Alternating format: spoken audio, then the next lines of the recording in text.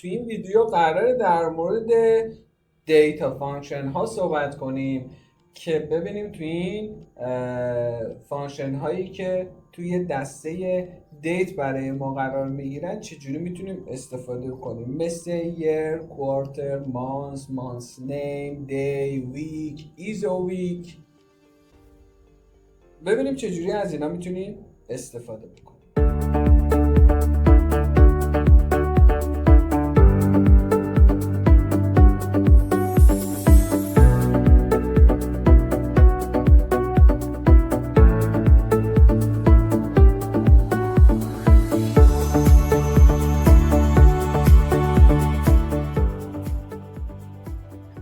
برای اینکه من بخوام فرمولی بنویسم توی بخش دیتا سورس باید روی ستون کلیک کنم و کرییت کلکیولیتد فیلد رو بزنم. خب من میام اینجا روی تاریخ کلیک راست و کرییت کلکیولیتد فیلد رو بزنم. بچه ما هنوز از بخش دیتا سورس نرفتیم و اینا جزو مبحث دیتا سورستون هستش. اگر ببینید توی ویدیو قبلی من رفتم اون سمت شیت، من رفتم توی شیت برای اینکه نتیجه رو بهتر ببینید.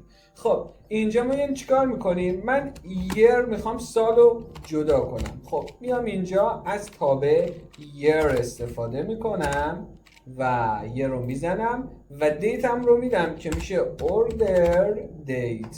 درسته؟ سالا رو بعد به من برگردونه. اوکی، بریم ما هم دیگه ببینیم. اینجا نگاه کنید، سالا رو چون الان عدد شده داره من سالا رو برمیگردونه. اگر من اینو بیام بزنم به حالت استریم میبینید که کل سالا رو برای من داره برمیگردونه. ببینیم چند تا سال رو داره ما برمیگردونه. سال 2021 2022 2023 و 2024. کاملا درست. خب بریم با هم دیگه کوارتر رو الان ببینیم. دوباره میام اینجا create calculated field کوارتر. خب کوارتر R و ما میام اینجا از کوارتر استفاده میکنیم. فانکشن کوارتر رو که میزنیم، ببینید کوارتر رو که میزنیم و من اینجا میام این پرانتز رو از اینجا برمیدارم. همین اوردر دیت هست دیگه، من دیگه دیت رو بهش نمیدم. اوکی میکنم. ببینیم چند تا کوارتر باید برامون بیاره و نمایش بده. لود 1 تا 4.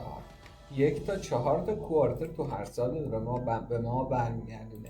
ماه چی؟ ماه هم دقیقا همین. من مانس رو بزنم، اسم فیل از فانکشن مانس استفاده بکنم و پرانتز رو از اینجا برداریم، همین اوردر دیت رو بهش بدیم، اوکی بکنیم. دی چطور؟ حالا مانسای من باید 12 رو به من برگردونه. لود بفرمایید 1 تا 12. کاملا درسته. فانکشن بعدیمون چیه؟ ویک یا دی روزم رو برمیگردونه که باید 365 روز رو به من روی این تاریخ ها برگردونه. خب دی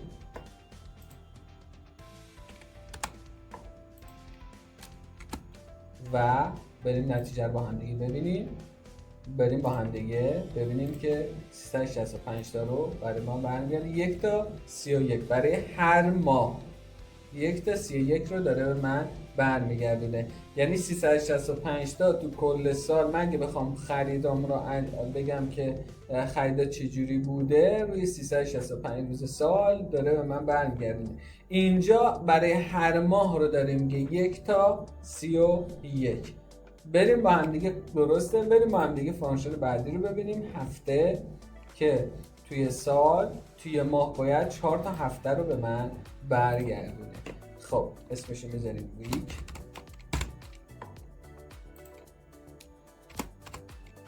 بله پرانتز رو برمیداریم، باز هم پرانتز رو میبندیم. اوکی، ویک رو هم داره به من میده. بریم با هم دیگه دیسکرایب بگیریم، لودش کنیم. 1 تا 53 تا 53 تا ما تقریبا هفته داریم. 1 تا 53 کاملا درسته.